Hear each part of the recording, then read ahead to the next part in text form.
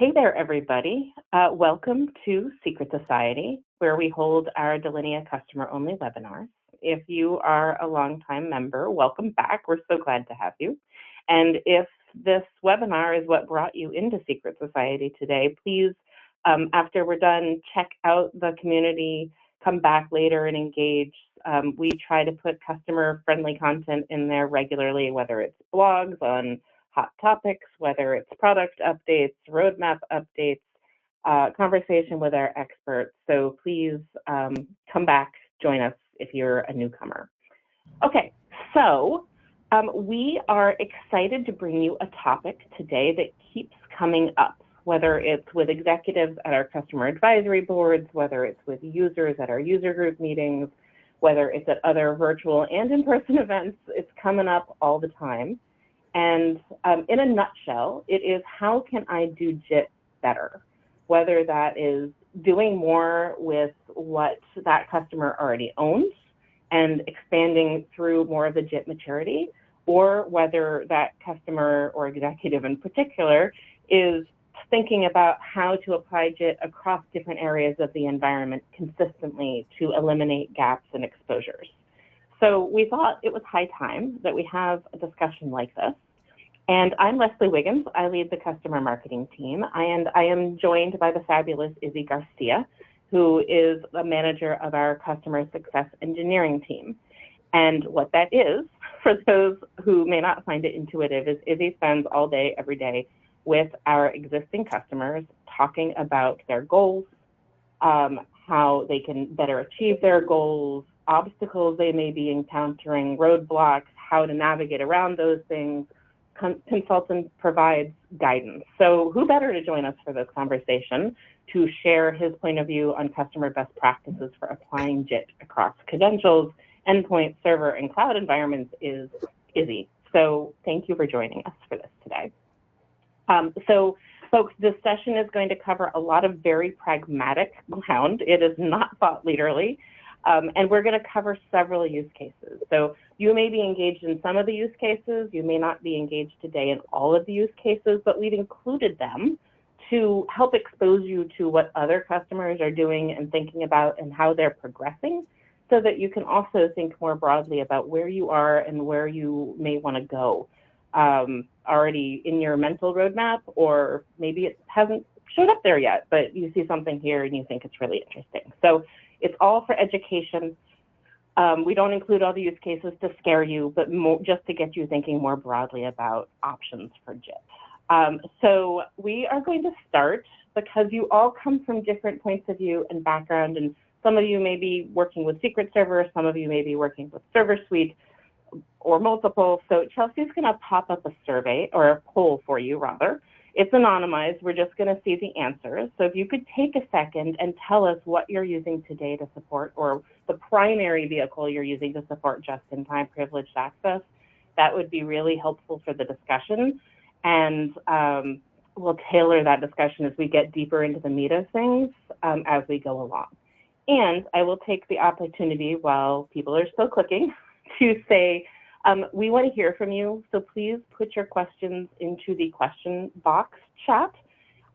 We will take them as we go along, if we can, if it fits. Otherwise, we'll save them for the end. And if for some reason we run out of time, we'll follow up with you independently, or put those questions and answers into Secret Society community so you can come back and refer to them.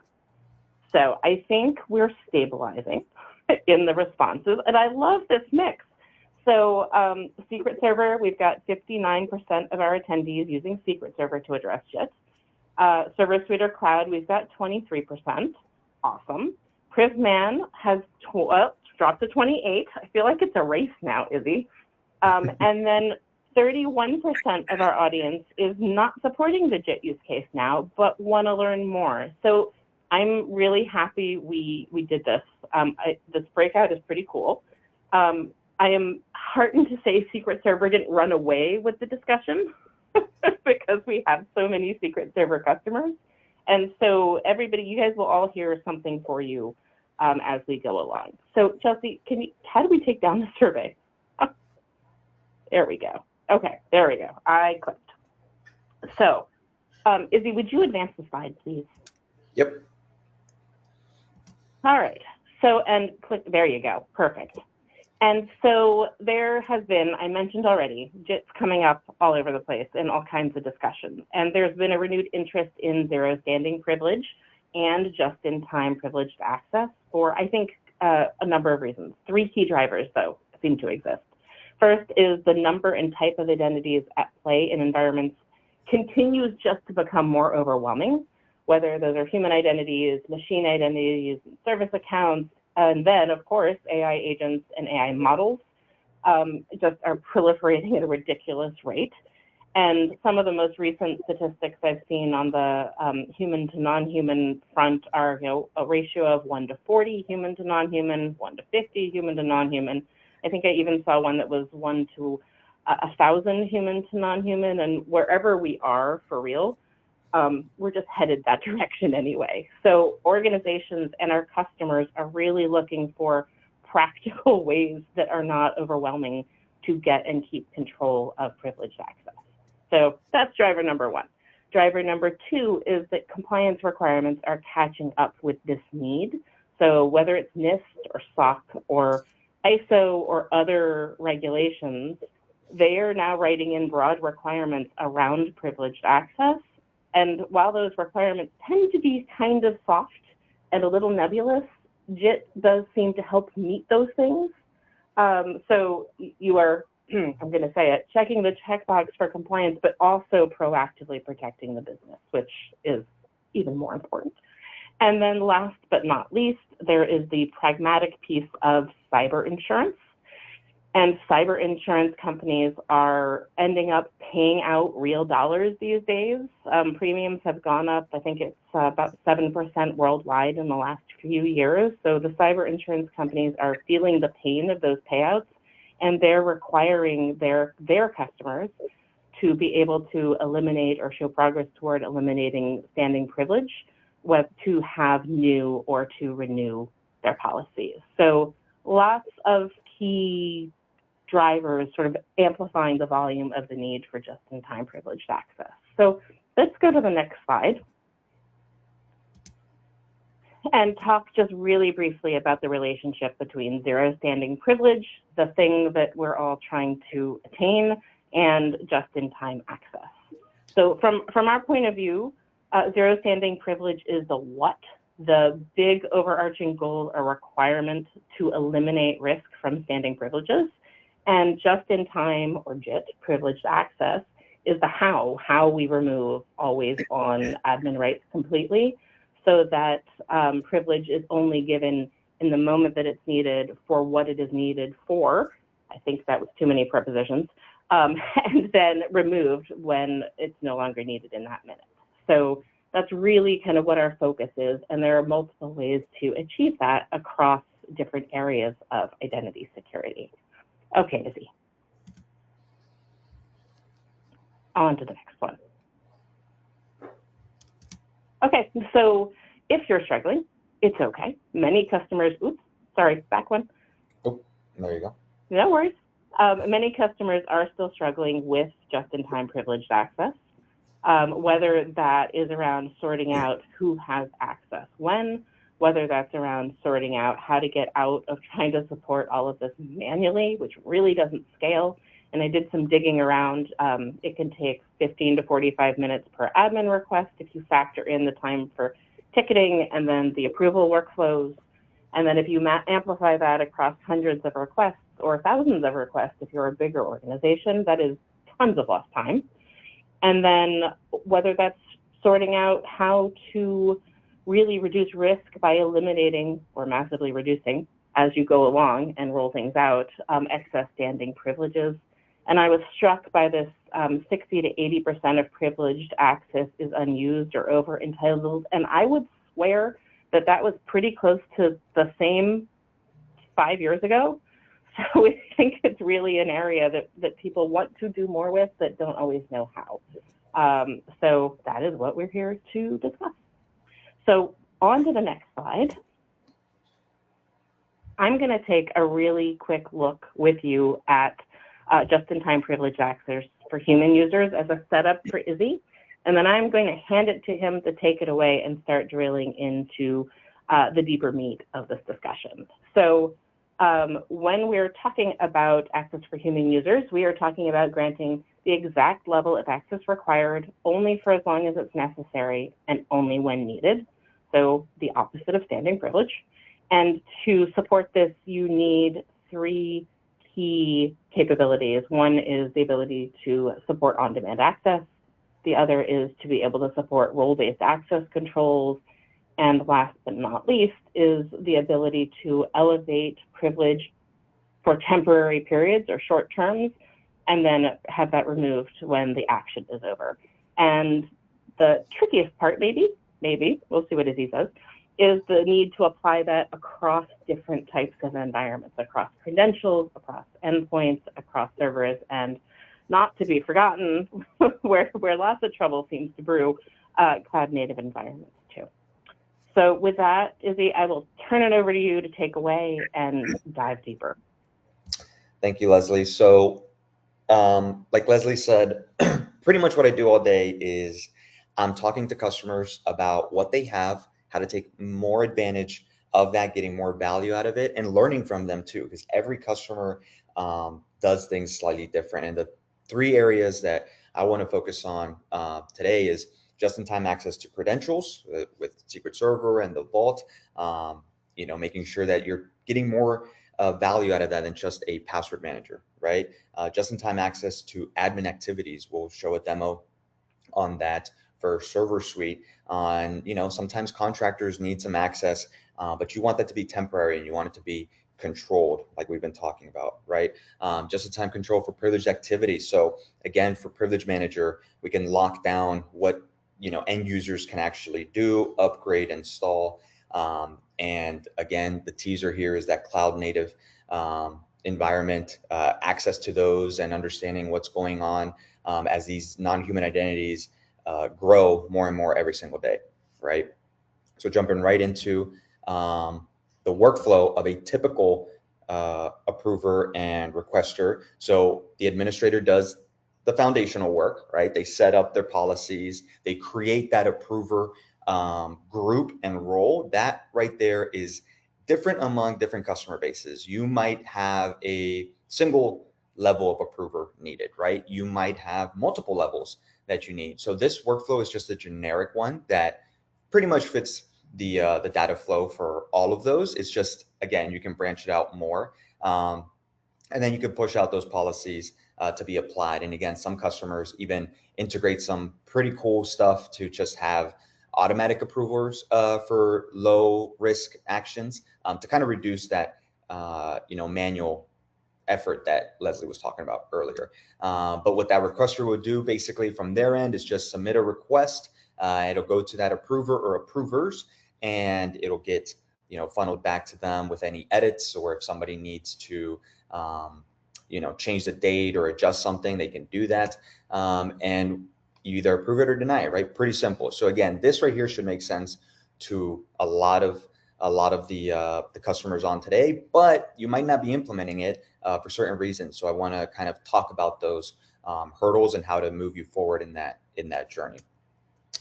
So moving on here, again, all of this can and should be audited, forwarded to either a SIEM tool. So not only do you have a log inside of Secret Server or Event Viewer or something, but you can start tracking historical trends. And we use that in our platform today to kind of see, when people should be requesting stuff, start creating a risk score for that user. And if something is out of bound, then we can take action on that, right? But that's more just enhancements that the AI and platform is bringing to the table.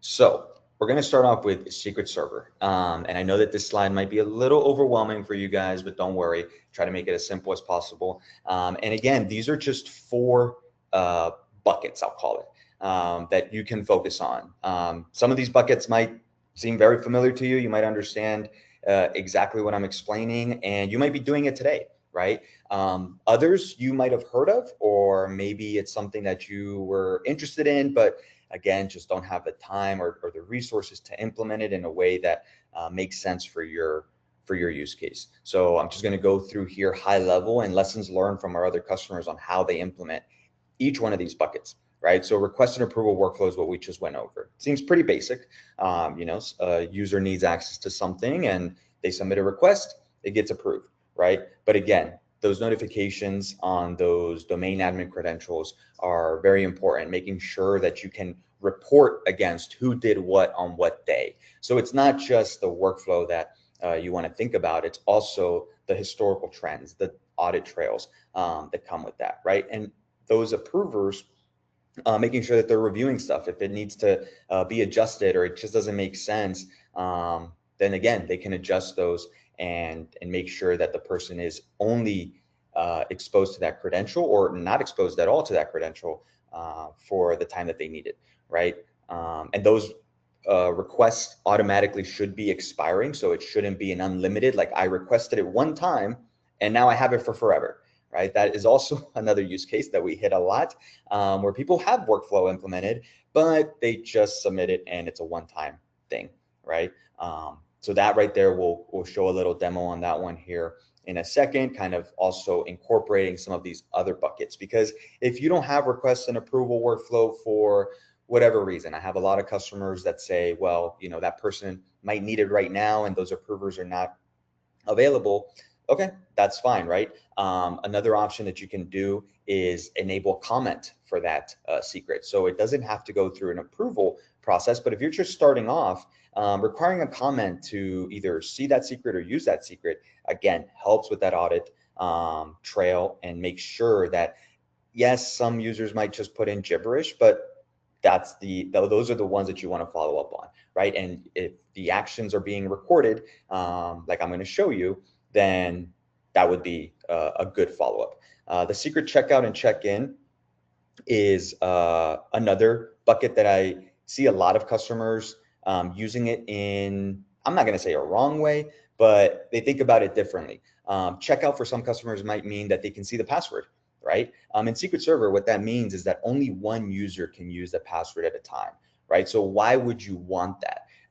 In Linux, this is a notorious use case where root, right? Somebody wants to check out root, and if everybody can check out root at the same time, all you're going to see in the audit trail is that multiple people checked out the root account the same day, and something happened on that box by root. You don't know exactly who did what, right? You could piece it together, but at the time that it would take for you to do that is going to delay things, right? So the checkout feature in Secret Server is another way to control and restrict access only to the person who should be using that account at that time.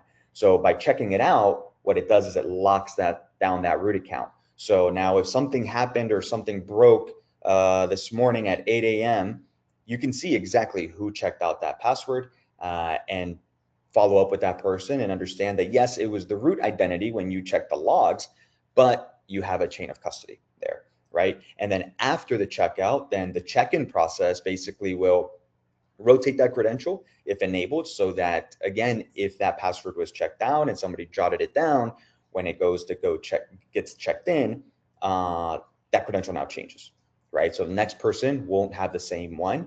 Yes, this is for system administrators a little annoying sometimes to go back and forth. They can always request extensions on their approval and on the checkout as well, so that works. And the heartbeat here on the secrets is also an important reporting capability, because I've had customers who come to the table and they say, we just don't know what secrets are valid out there. So enabling heartbeat along with this policy that we're talking about, which is checkout, will allow you to basically see, okay, this secret has not been validated for the last 2 weeks, right? Is this secret decommissioned? Is it no longer out there? Or did somebody change the password on us and it has been compromised, right? So enabling heartbeat is one of those low-hanging fruits that you can do today just to start getting that visibility. And again, if somebody is going outside of the policy and changing passwords that they shouldn't, we can also prevent that. And how we prevent that is by reconciling the password. So even if they do change it, we set an administrative account on the secret so that we detect that the heartbeat fails, we reconcile the password and take it over again, right? The time limited access via policies. This again kind of goes into the setup of your secret folders, the templates that you're using. So making sure that if a secret requires an approval process, that is done on the secret settings and the templates being used. This will allow you to scale these things. So if it's a domain admin credential that you're vaulting, then that should have its own folder structure, its own templates, with all of these policies already set. So as discovery runs for some of you, then that manual effort gets removed, and then those secrets just automatically get those policies applied. Right? This will definitely help meet some of those compliance needs that Leslie was talking about with insurance, showing that if a new account gets created, whether it's an Active Directory or on a Linux box or something like that, that your policies are in place. All you have to do is now run discovery and scoop that up, and all of the policies that we're talking about apply, right? And the last bucket here, I would hope that most of you guys are doing this, is that automatic rotation, right? Every secret is going to be different.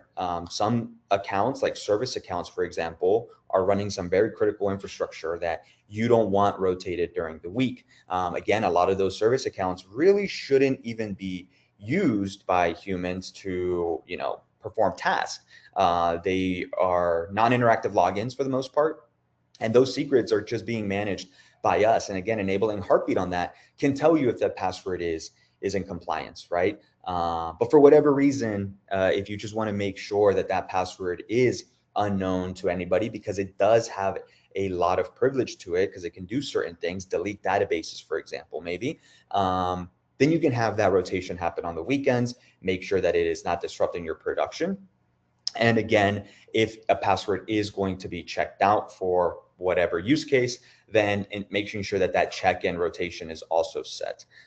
So these 4 buckets right here, again, are kind of what I would say the areas to focus on. How you apply them can change, not just based on who you are as a customer, but also your teams.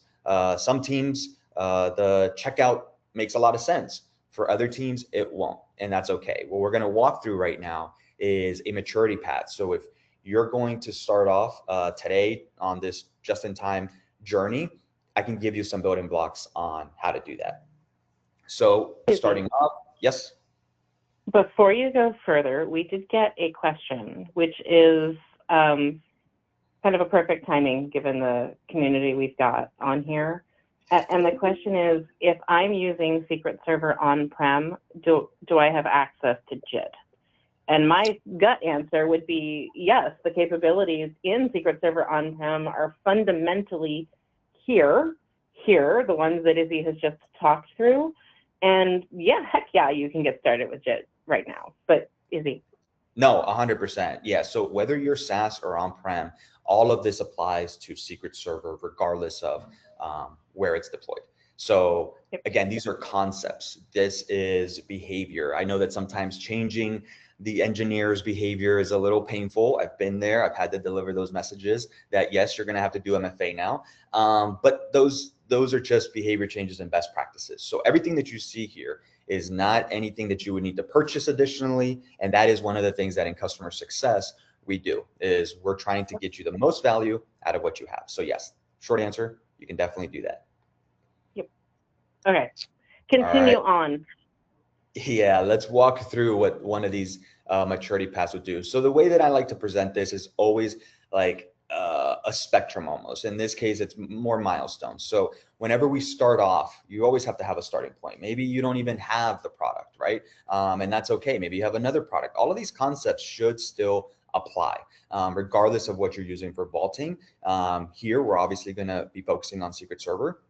So today, when I get on with a customer, a lot of them just tell me that, we set up our folders, we set up our secrets, and users have permissions to view those secrets. Great. So those are standing permissions, right? They can see them all the time. If they need access to them, they just log in, retrieve them, and they go on about their day, right? The shared credentials, no individual account, we just talked about that with the checkout, right? So again, an AD group has access to that secret. Everybody can check it out within the same time. And again, for your use case, that might be what you need. But that is a starting point. Manual access reviews for compliance. So in the demo, I'm going to show you what a manual process looks like. Again, there's other tools that you can integrate. API is definitely one of the things that I love to play with and explore. But again, your policies can determine who requires that approval. So if, let's say, 50% of your secrets are low risk accounts that are used for, I don't know, some Adobe application or something like that, then you're not too concerned about those. Maybe you don't have to require approval for that. But again, maybe you do require a comment, right? So you can scale that. But for the domain admins and root accounts, that manual access review is probably the best, but it reduces that number from 100% of your secrets requiring approval to just that 10% that is critical for those. So how do you advance that? Is in those first low-hanging fruit options that I gave you earlier, is enable the request approval. We're going to see that here in a second. Do it for your main accounts right now. They're the most critical infrastructure wise, root and domain admins for sure. And then again, enforce individual secret ownership. Like, you check out that, use that checkout feature, test it, see what it looks like, and ask your teams, like, is this something that you guys are struggling with? When somebody makes a change, are you guys able to report against that? Who would have that answer? If the answer is we don't know, or yeah, we can figure it out, but it takes a long time, this right here is probably what you want to do, right? And then again, leveraging our reporting, we have a bunch of comprehensive reports that will show you all of the activity that has happened on that secret. You can build your own custom reports as well. And then all of that stuff can be scheduled and sent out to leadership or whoever needs to see that, right? Now, maybe you're already here. Maybe some of you guys are kind of in between the fence here, but what can you do next, right? So again, enabling checkout with that auto rotation on the break glass accounts. We discussed that. That one right there is critical for break glass accounts, because a break glass account should not be used by everybody. That's kind of one of those use cases where it's like, break glass means break glass, right? You hit it one time and that one person has it. It should not be something that is shared out there, right? Configuring session recordings when somebody actually uses that secret, whether they're trying to log into a browser application or they're trying to log into a system like you see now, enable the recording, whether it's through a launcher or a privileged remote access if you have that, which that's the one that I'm going to be showing today. And then again, scheduling those reports, make sure that for those root accounts, you just have that activity. Even if, again, it's not something that was used this week, having that best practice of like having that historical information is super important. And then the end state is the Holy Land, right? This is where everybody wants to get, but it takes some time. So this is the maturity path that most of my customers either are in the middle area, but once they understand the end state, they can start working towards that. And again, this is only for Secret Server. So when I talk to customers, they have multiple products. Any questions, Leslie, from the chat that we can address here? We do, a couple. So the first one is, well, we'll do this one. How do you recommend your customers check heartbeat for credentials that might be AD/domain credentials? For example, accounts or apps that may use local or native authorization to the application. So if I understand the question correctly, these are local accounts that need, okay. So the heartbeat doesn't care where the account lives. If the account, because we use the account credential itself to validate it. So we have the account, and whether it's an AD account, we know that it lives in AD. If it's a system local account, we know that what system it's on, because whenever you imported that, that's the information that we have. So once heartbeat is enabled, if we change that password for that credential, then we would go out and just try a login with that credential. That's pretty much what happens between the distributed engine and that endpoint.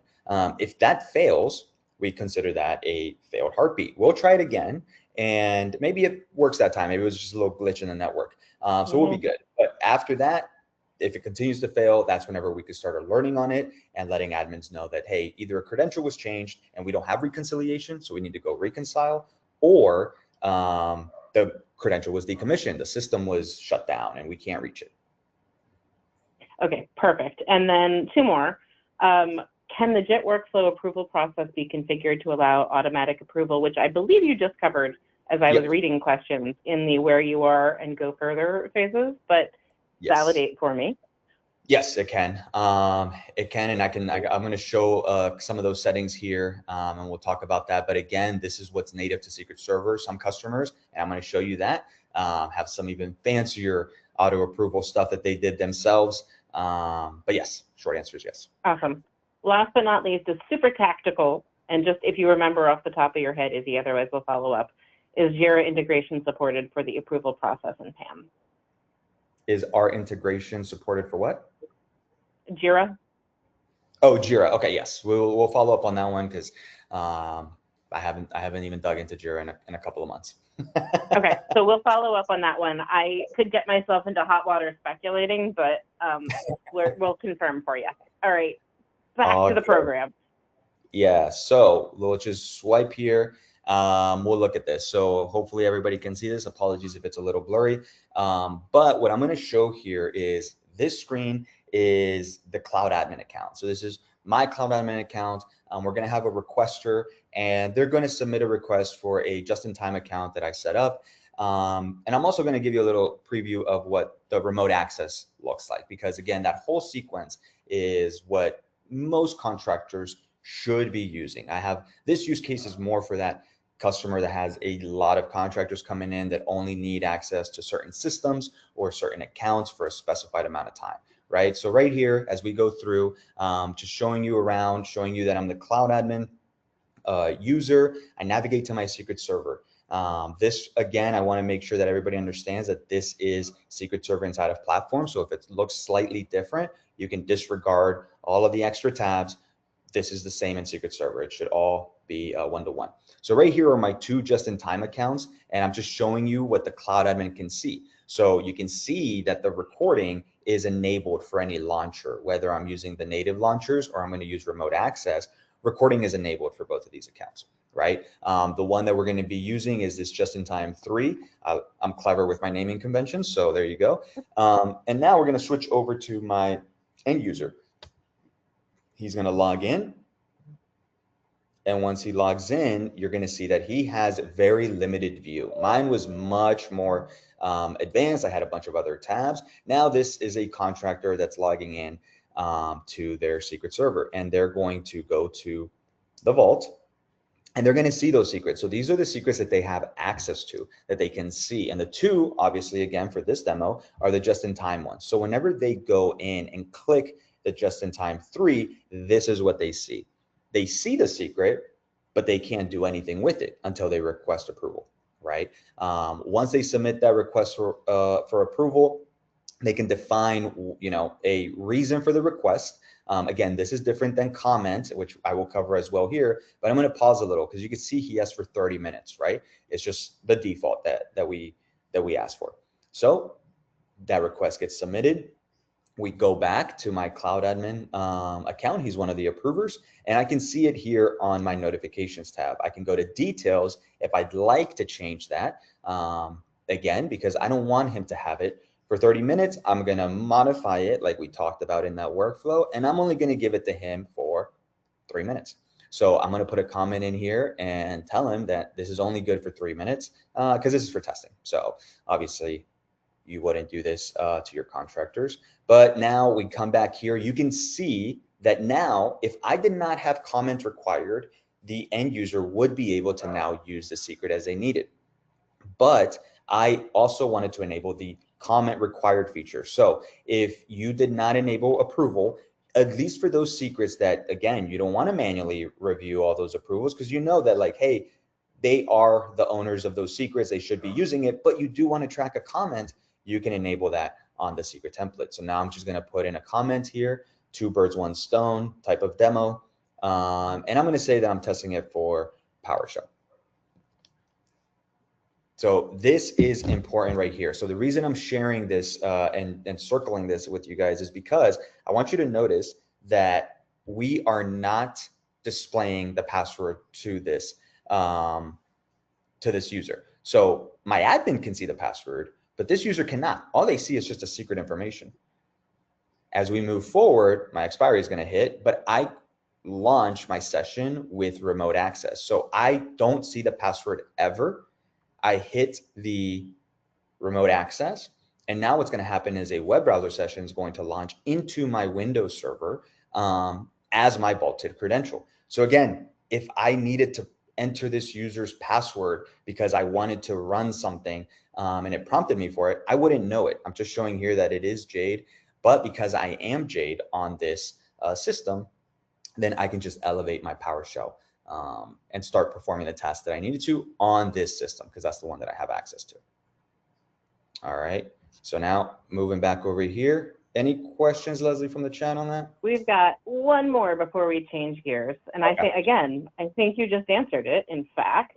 But the question is, for request and approval workflows, will there be an ability for customers to customize requests, specifically the duration, which you just showed, actually? For example, currently in Secret Server Cloud, a user submits a request for 5 years, and other than a paper policy restricting that, we have no way from Secret Server Cloud to restrict users from even submitting such a request. But, okay, there you go. Yeah, so more of those custom types of things, restricting and stuff like that, that's where we're looking at those more advanced integrations. You definitely can. And again, the reporting really helps with that. That's why I really wanted to hammer that home for this use case, because you can set up the piping and the plumbing all you want, right? But going in and getting those inspections every, you know, at my house, we got to do that every couple of years down here in Texas, but you want to do that. You want to get those reports, understand who still has access to that secret. Because if that person is showing up on the same report, you know, month after month, that just gives you that follow-up. Yep. Perfect. All right. Awesome. All right. You're good. Now, one of my favorite and close to my heart is Server Suite. First product that I learned when I joined Delinea. So the Server Suite product is, again, something that a lot of customers are using it for one specific thing. They're using it for joining a machine to Active Directory. Again, a lot of benefits here, but let's focus a little bit more on that just in time. So role-based logins with time box. This is one of the things that surprisingly, when I talk to a lot of Server Suite customers, they know how to assign role assignments. They know how to create commands and privilege elevation commands and stuff like that. But one of the things that gets overlooked a lot is the ability to also define the time. And in this demo, that's kind of what I cover. I'm going to do it manually first, and then I'm going to show you a little. I actually got this from a customer. So I'll show you something that they shared with me on how they did it, and I kind of recreated it in my lab. So the other thing too is the MFA SSH. So again, whenever you are performing a action that requires privilege, maybe you have the permissions to do it, right? But again, you're on that box and you just want to make sure that it's the right person performing that action. So one of the things that we do encourage our customers to do is enable MFA. One of the things that is available today, right now, you can go onto your Server Suite Access Manager and enable is just a reprompting of the password. So yes, you gave them the ability to run dzdo, which is the equivalent of sudo on that box, but you want to prompt them for password whenever they're going to run a specific command. Why would you do that? Again, just reaffirming that it is the person who should be doing that. Now, if the password is compromised, you might say, well, what do we do then, right? Again, that is when you start coupling two products together, the vaulting and the SSH. So right here, we're just assuming that you're not using a vault because the other demo that you saw that the password is not exposed at all, right? So that would be the ideal scenario for that. Privilege elevation with the auditing. The one big area for Linux and Windows as well is that they're kind of silos. A Linux box is out there in the wild. People don't really know what's happening on it until you go on that actual machine, look at the logs, understand the activity that's happened on it. And that's pretty much, you know, the starting point for a lot of my customers. So enabling auditing with our direct audit agent, which is the partner to our direct control AD bridging module, allows you to have all of that activity centralized, right? So now when that session gets established on that box and somebody's running commands, you can report against it regardless on what system it was. You don't have to know the system. You just have to know what command you're looking for, and you can start reporting against that. right? So making sure that you guys are enabling auditing. And if you don't have the auditing, then again, you fall back to that SIEM integration, pulling in those logs, and making sure that you're reviewing those. But again, we centralize that for you with our direct audit. The ServiceNow and the ticketing. So this right here is one of the biggest low-hanging fruits for a customer who has ServiceNow or another ticketing system, because the way that I'm going to explain this is a lot of customers always ask for integrations. Do you integrate with this? Does Server Suite integrate with that? And the simple answer for Server Suite, because it is dependent on Active Directory, is that if you have a tool or a homegrown tool, a PowerShell command, or ServiceNow that can remove and add users to empty Active Directory groups, all right, then you can enable just-in-time for Server Suite. What I mean by that is that Server Suite relies heavily on Active Directory groups.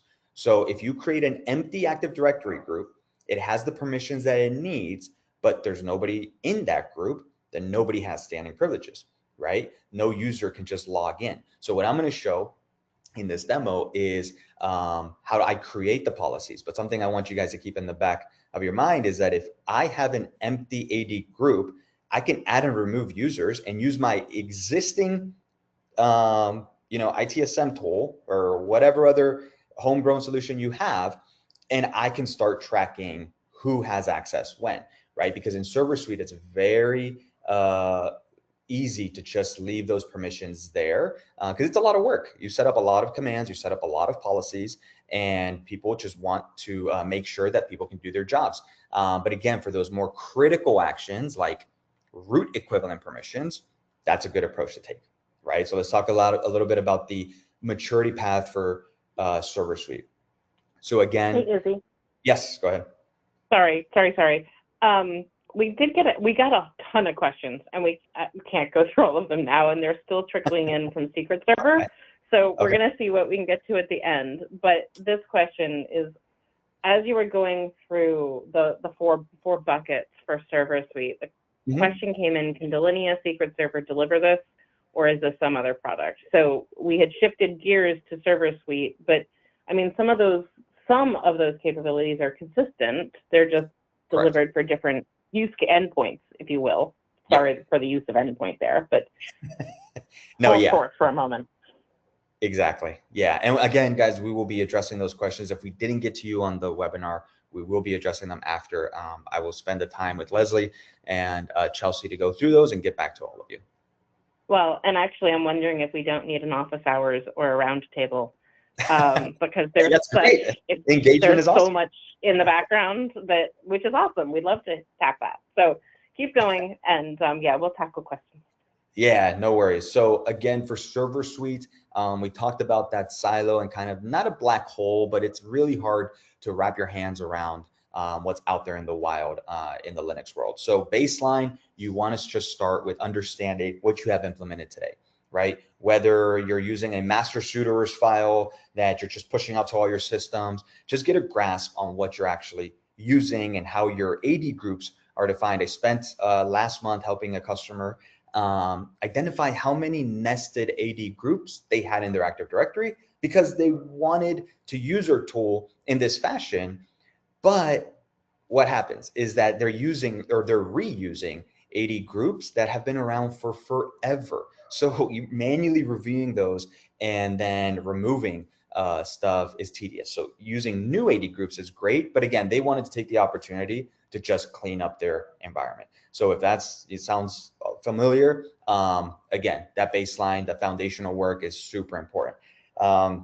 We talked about direct audit, and then again, documenting which roles need which commands. Whenever you create a role, the naming convention is super important.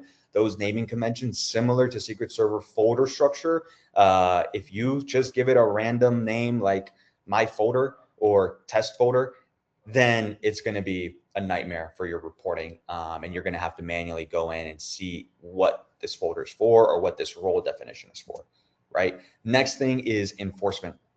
So for Server Suite, a lot of this starts with customers wanting to get off of sudo and those isolated sudo files. So you start creating DZ-do commands, right? And making sure that whenever a new command needs to be created, it's created in access manager that's tied to your Active Directory and only apply to the users that need to use that command. Again, if you wanted to apply just in time, we'll talk about that here in a second with the time-bound capabilities or that empty AD group example that I gave you. And always testing first in non-prod and then to production, right? So we're going to replace all those sudoers, and it's a gradual movement. You can continue to use your sudoers files locally as this moves forward. You don't have to switch over from one to another. It just depends on your use case and how large of a infrastructure you have, right? And again, encouraging you to use direct audit, because if that centralization of logs and just activity is a nightmare for you, you already have an agent deployed to all of those systems if you're using AD client, right? Tacking on the direct audit piece to that can greatly reduce the amount of time your teams are using to trace down things or tackle things when they pop up. So yes, it's an investment there if you don't have it, but again, that's one of the benefits of it. And now with the capabilities of our direct audit plugged into platform, we actually have our AI scanning those for some customers, and they're loving it because they scan a certain percentage, they flag those risks, and now a manual reviewer goes in and reviews that, right? So for just in time, the number one thing that my clever customers, when I talk to them, do is they use the out-of-the-box AD Edit and PowerShell commandlets that we provide. So this is something that you can really take to the next level. Stuff that if you are a customer that doesn't have the expertise for PowerShell, we have a Delinea Expert AI. It's a homegrown LLM tool that we provide to all of our customers that have access to the support site, or if you're already on platform. But again, you can use any other, Claude or ChatGPT, because all of our docs are public. So you have the PowerShell administrative guide. You can pretend to be a PowerShell expert like I do with it, because I took my customer's example, reworked it a little bit with our Delinea Expert AI, and created this demo for you guys here, right? So again, time boxing those and then revoking those, making sure that things get cleaned up afterwards are super important. And that's where we use reports on that one. All right. Any questions, Leslie, on this one? I don't see any. All right, cool. So we'll move forward. And here's check in with me after the demo. I'm sure there will be.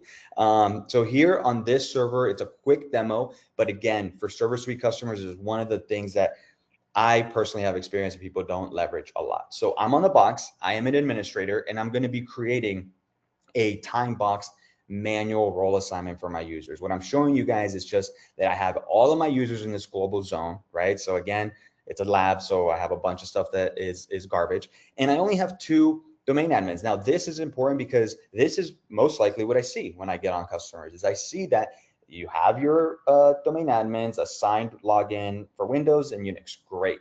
The start time and end time, though, a lot of people don't see that, or maybe they just ignore it.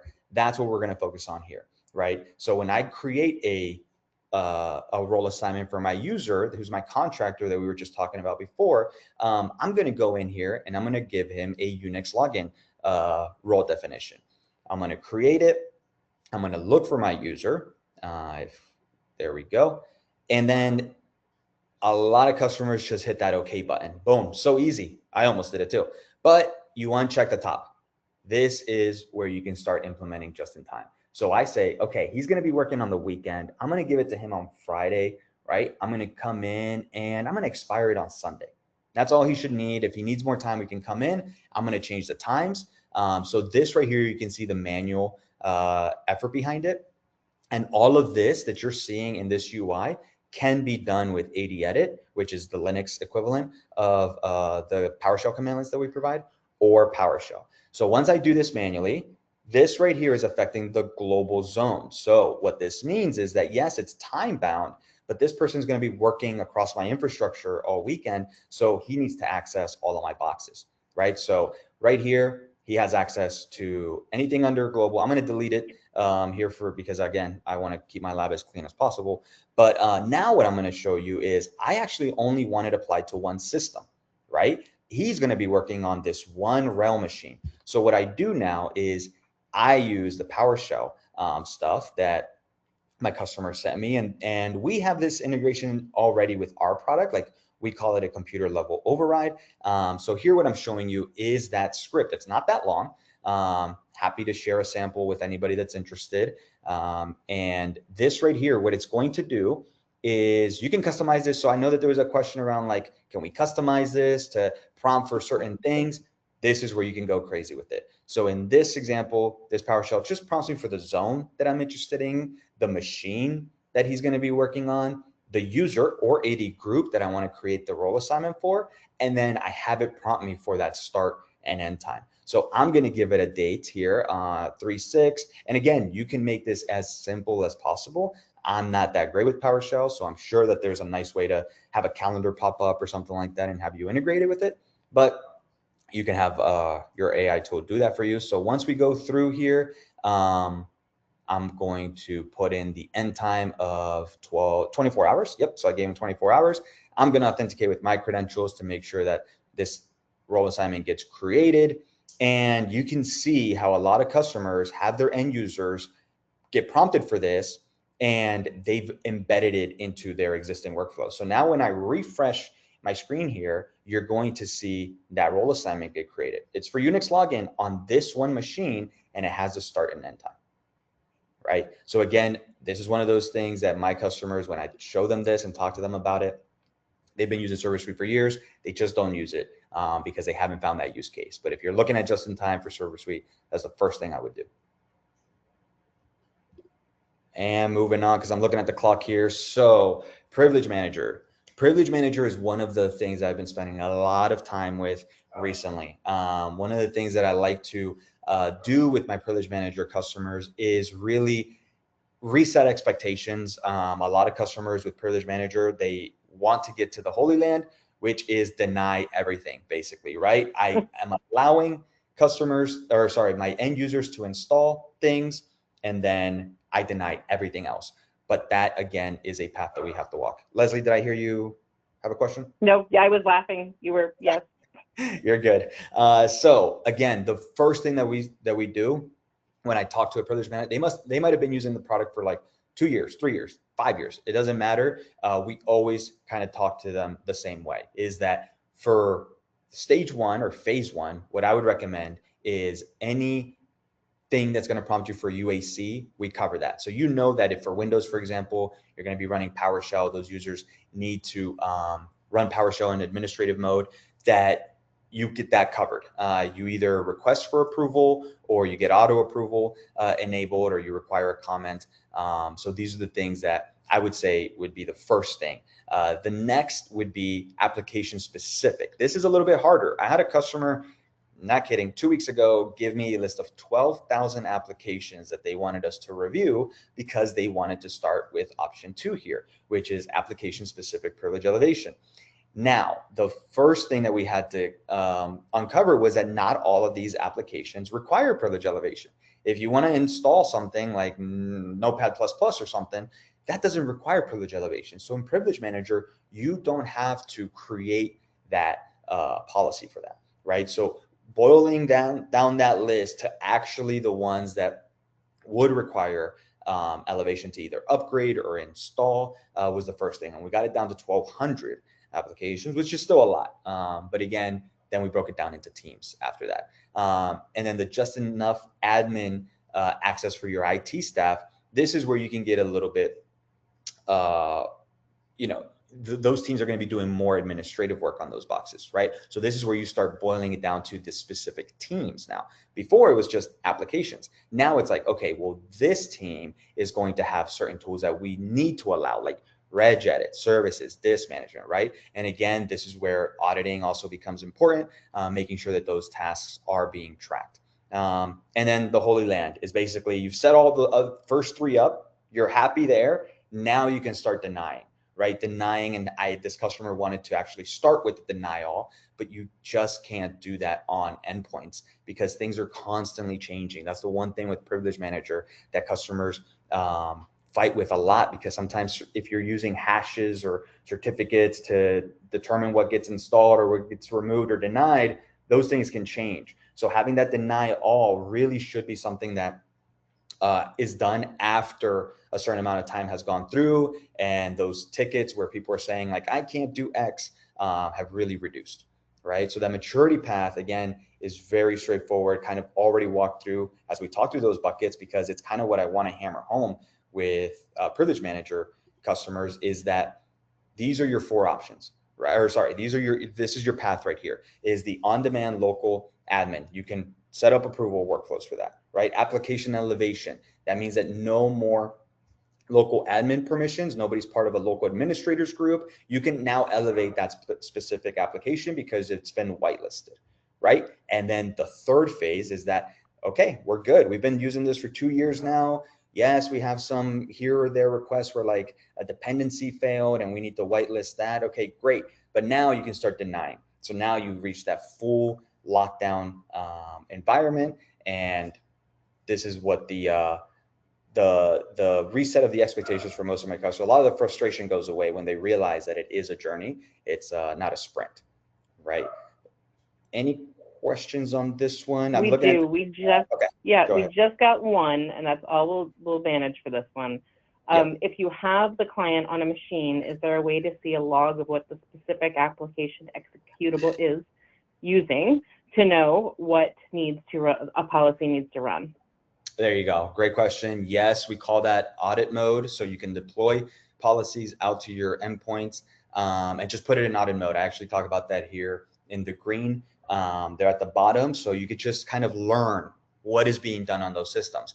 We would recommend doing that on a subset of systems or a team. Maybe start with your HR department or your IT. IT is actually a little bit much. They have a lot going on. But yes, that is step 1. Perfect. And for this one, go ahead, Izzy. Sorry. We're just going to say we're going to set the demo for Privilege Manager on this one later. So if you catch the recording, we're going to have a workflow on Privilege Manager. Yep. And then if we go to the last slide, Izzy, we will bring it home. And guys, we will follow up with you on the questions that you asked. And I'm going to work with Bridget, who runs and Jay, who run our Secret Society community, to schedule an office hours for secret server customers specifically, because there were so many questions. I think we hit a nerve, and we want to keep that conversation going. So stay tuned for that. But then we didn't get to cloud native environments. So you may be wondering how to apply just in time to cloud native environments. You might have seen Delinea announce our intent to acquire Strong VM, which we are doing for many good positive reasons that we'll be rolling out as we close that endeavor. But really, this helps us to extend our existing PAM investments with that real-time authorization to enforce zero standing privilege across Kubernetes, cloud services, AI-driven systems, and really kind of take what we're already doing, as you've just heard, into a new realm. So we're really excited to bring you more information on that as it's available. And one more slide, Izzy. Speaking of that thing, ooh, it's slow. There we go. Speaking of that thing, we are doing another webinar March 31st to introduce those capabilities as part of our, bigger picture of things we can support. We'll have some guest speakers on that webinar with us. And then we will be posting this replay in Secret Society if anybody wants to catch it again. We'll also be creating some mini videos for you so that if there's something you wanted to see again, you don't have to go through the whole thing and fast forward to get to what you want. And then if you would like to learn more or have specific questions or want to work hands-on with somebody at Delinea on this JIT thing, we're going to open a poll again right now as we're wrapping up, so that you can kind of raise your hand and let us know if you're interested in working with us more specifically to get more from what you already own. And then with that, after we wrap up that poll, which we won't share the results of, we'll keep that for ourselves and follow up with you guys offline. When we see that poll wrap up, we'll go ahead and close out the webinar.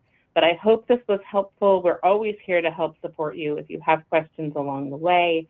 And we really appreciate your time, and more to come. It's a journey. Take care, everybody. Have a good weekend, guys.